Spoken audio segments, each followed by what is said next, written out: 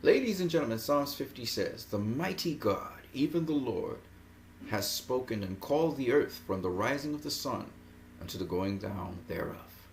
Out of Zion, the perfection of beauty, God has shone. Or God shall come, and shall not keep silent. A fire shall devour before him, and it shall be very tempestuous round about him. And he shall call to the heavens from above, and to the earth, that he may judge his people. Gather my saints together unto me, those that have made a covenant with me by sacrifice. And the heavens shall declare his righteousness, for God is judge himself." Selah. Now, this scripture I just read to you from Psalms 51-6 sounds very, very mightyful. It sounds like something supernatural, when in fact it is as natural as can be. Think about the birds flying in the sky right now. Their world is vast and much bigger than our world. We are limited to the ground. We move in cars and vehicles, and occasionally we go up in a plane and fly around and then see how big the world really is. But the birds, they know the world is big. What they call their domain and their migration patterns every single day is vast. They travel sometimes hundreds and thousands of miles in a week or a day. Things we don't do. Now, why I say this is because they are creatures of the heavens. They live mostly in the sky. They spend most of their time in flight. Something we don't know about. They are from above, and they look down on us. Very occasionally they come down to the ground to feed or eat. But most of the time they soar in the skies. Their perspective of the world is different to ours. But even they need life. All living things need life to exist. Need, not want. Now, if you think of God as life, as his son said, "I am the way, the truth, and the life." If you think of God as life, now all these things that were written in Psalms 50 make sense. Even the fire that devours before him. A flame or fire denotes passion. It denotes love. Love burns like a flame. And because of the passion and love of God, all things exist. It's that simple, folks. And so when they say the heavens declare the glory of God, it's simply saying that they exist. They're alive. Living things in the sky. Living things in the sea. Living things on earth. All things that live are happy to be alive. And all things that are happy to be alive declare their presence of life. And if God is life, they declare God. And if they need life, they need God. It's that simple. Let's get into this special video today, which is actually given to me by an eagle-eyed fan of the DCEU, John King. A special shout out to John King today. Thank you, my brother, for this one. This will be a very special video. So what does this Mercedes-Benz S-Class sedan convertible have in common with this Mercedes-Benz Cabriolet, which cover can drop down? Both of them are driven by Diana Prince. The very successful television series from 1975 all the way up to the 1980s of Wonder Woman on CBS, the same television station that now hosts Supergirl, a very successful television series itself, had in it Diana driving a Mercedes-Benz S-Class. She's dressed all in brown, as you can clearly see, with shades on, very stylish, very chic, very conservative, but yet very suave. Flash forward to 2017 as we look at the trailers of the new Justice League movie to come out in theaters. And Diana is in the same spirit. A sleek Mercedes-Benz. It is the S-Class Cabriolet. Actually, it's called the E-Class in this case. And Diana comes out in a brown outfit. Chic, sleek, and just conservative as well. Very stylish.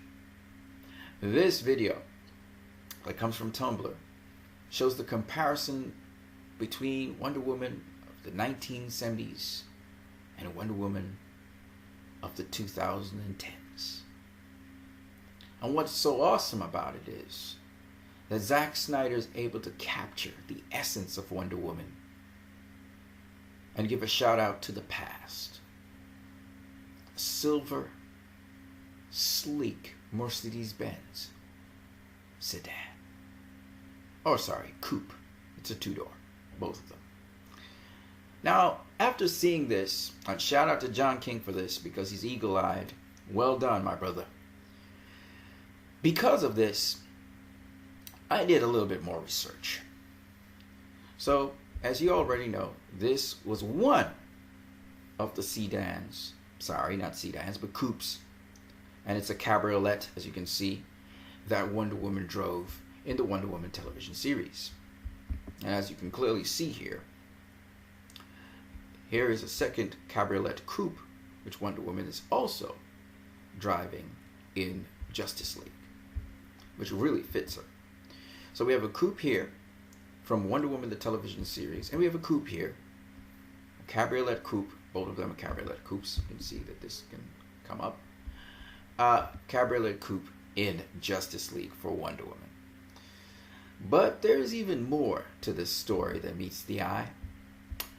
In Wonder Woman 1975 and onwards, the television series, Wonder Woman actually drives several vehicles. Now this is a coupe here that she's driving in Wonder Woman season 2 of the television series on CBS. You can see she's dressed in a different outfit as well with the coupe. This coupe is actually this vehicle that you're seeing here. But do understand that this is a different vehicle to this vehicle here. And we can tell this is not a coupe. And the other thing is, if you look at the rims, they're different, right? See, this has a Mercedes-Benz sign on its rims, whereas this one here doesn't have that like that. So this is a different Mercedes-Benz. So that shows that Wonder Woman at least has two Mercedes-Benz that she is using throughout the television series. But there are more Mercedes-Benz. When you look at the 1975 television series, here, Linda Carter, she's going through the rain, she's assisted by a guy, and here's another Mercedes-Benz they came out of. So yet another Mercedes-Benz is seen. And as if that's not enough, we have another Mercedes-Benz that Linda Carter is driving, and she's in, and this time she's being driven by another guy who has a Mercedes-Benz. And what we learn is that back in those days, Mercedes-Benz sponsored a lot of television movies in those times, and it was seen as the luxury car. You had the Mercedes-Benz and you had the Cadillacs out there back in the day.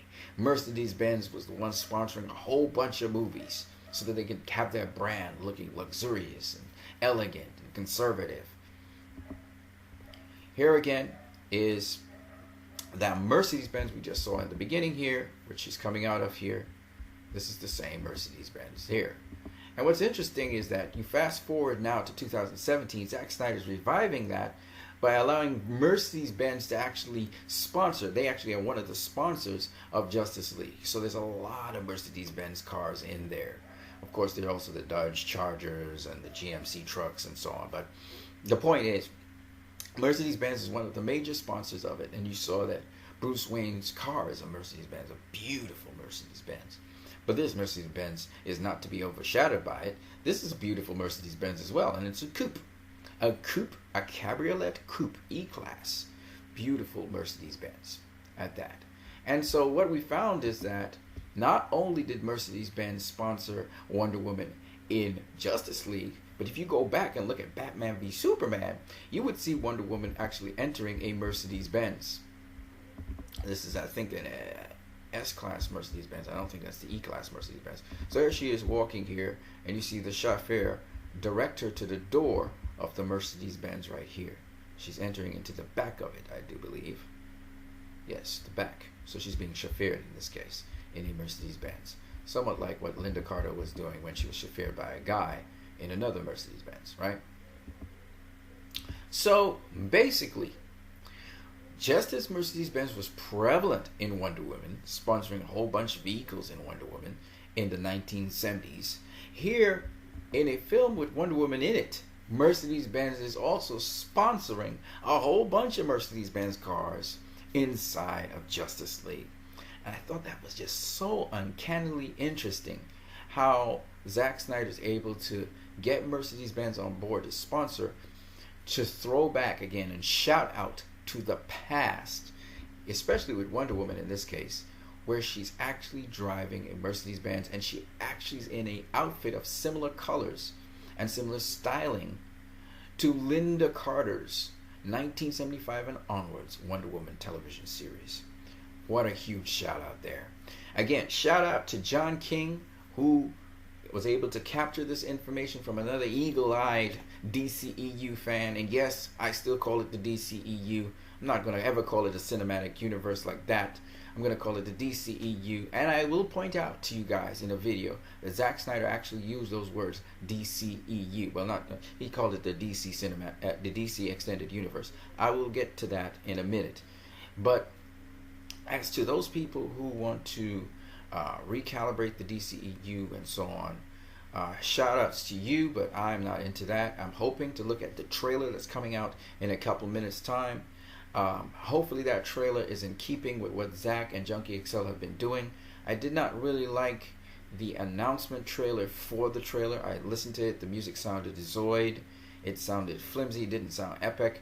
So I'm hoping that what I saw with the sneak peek would translate into this hopefully final trailer for the Justice League. If not, then I would be disappointed that Joss Whedon and Danny Elfman actually replaced Snyder and Junkie XL. But I'm very reserved about that. I still have trust in Joss Whedon and also in Danny Elfman to pull this thing through. I want it to sound epic. I want it to sound legendary. I'm hoping they can pull that off. If they can't, well, I'll be disappointed. I guess other people will be all happy, but I will be disappointed. So there you go. Hope you guys enjoy your day. I hope you enjoy the trailer. You guys have a great one.